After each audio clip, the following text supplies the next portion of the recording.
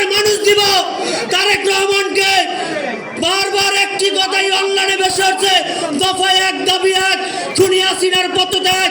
খুনি হাসিনা যদি পদত্যাগ করতো এতগুলো প্রাণ ঝরতো না, আর এত রক্তপাত হইতো না।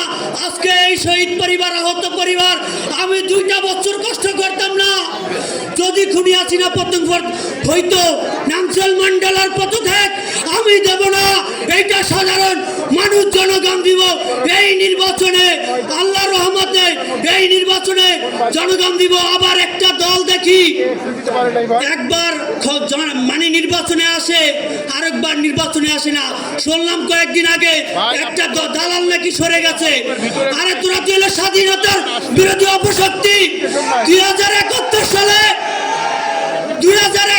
সালে 2 লক্ষ মা বোনের ইজ্জতের বিনিময়ে সার্বভৌমত্বের বাংলাদেশ শহীদ রাষ্ট্রপতি কালুরঘাট বেতারগামগড় থেকে স্বাধীনতার ঘোষক দিয়েছে শহীদ রাষ্ট্রপতি জিয়াউর রহমান।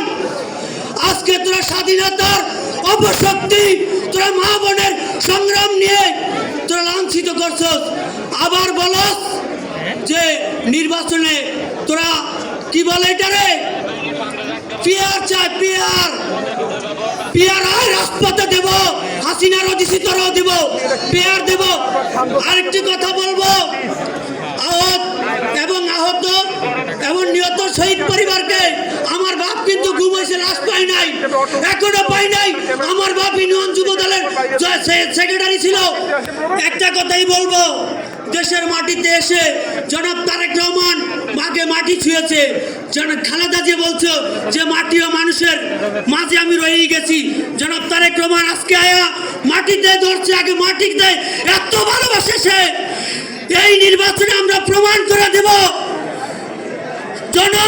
জনপ্রিয়তার সবচেয়ে ইতিহাসযোগ্য নির্বাচন আমরা ভোটের মাধ্যমে দিয়ে জনাব তারেক রহমানকে প্রধানমন্ত্রী বানিয়ে আমাদের আহত নিহত এই বিচার জনাব তারেক রহমান ছাড়া কেউ করতে পারবো না, কেউ করতে পারবো না।